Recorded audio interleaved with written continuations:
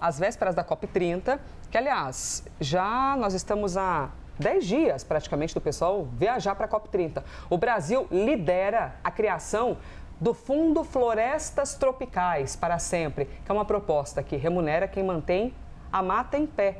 Como é que é isso, professor?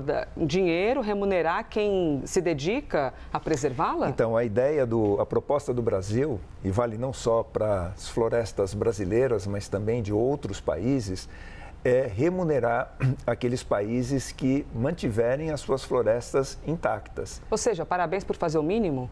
Que coisa, Exatamente. Né? Hoje a gente vive num mundo em que a gente tem que remunerar quem faz o correto, né?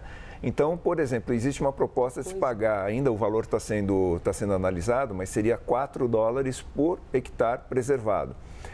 Diferente de outros fundos que trabalham com projetos específicos, e aqui eu faço uma comparação com o Fundo Amazônia, que trabalha muito bem, ele trabalha com projetos específicos. Então, ele recebe, por exemplo, uma doação do governo brasileiro, da Alemanha, da Noruega, isso é administrado pelo BNDES, e serve para financiar projetos específicos. Então, um município que queira fazer a recuperação de uma área degradada, ele submete esse projeto ao Fundo Amazônia e, ele vai receber uma quantia para desenvolver esse projeto. O projeto tem início, meio e fim. Esse fundo para a preservação das florestas, ele é um fundo permanente.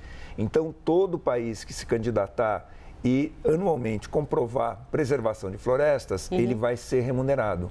Professor, e como é que funciona essa questão de evitar novas pandemias? Eu fiquei curiosa, confesso, né? Quando você cuida da floresta, você ajuda a evitar novas pandemias? Como assim? O que tem acontecido?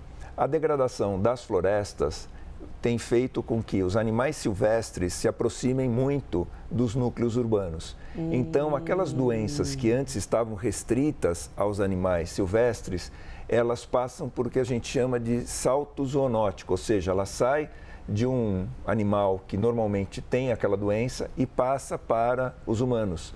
Isso aconteceu, por exemplo, com malária, dengue, zika, chikungunya, que são doenças provocadas pelo Aedes aegypti, né, principalmente, e em função dessa aproximação que a gente tem dos núcleos urbanos, das áreas nativas, por conta da degradação, por conta do desmatamento. Então, quando a gente preserva floresta, a gente não está cuidando somente da questão climática, que por si só é extremamente importante, mas a gente está evitando que novas pandemias ou epidemias possam atingir as pessoas, tá? Porque a floresta acaba servindo como uma barreira natural que impede a progressão dessas doenças para os núcleos urbanos. E existe aquele risco, né? Porque se você pegar o Aedes aegypti, ele se adaptou muito bem ao ambiente urbano. Incrível. Então, a gente não pode correr esse risco em relação a outras doenças. E esse fundo, ele tem essa característica de, ao preservar as florestas, ele pode impedir no futuro que novas pandemias e epidemias venham a ocorrer.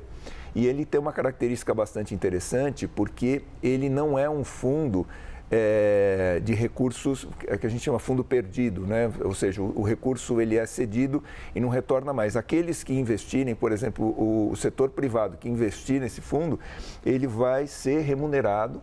Obviamente não é um investimento de risco, então o nível de rentabilidade é menor, mas também o nível de risco é muito menor porque ele vai ser atrelado a fundos soberanos das nações e vai ser administrado pelo Banco Mundial. Então, assim, ele tem tudo para dar certo e é uma nova forma de financiamento climático. Se de um lado a gente vê quase como um parabéns por fazer o mínimo, né, professor, que é bastante sensível a observar, também é um estímulo. Você está ali provocando as empresas, os setores a colaborarem e ligar o radar, né? Ligar o radar para o nosso meio ambiente.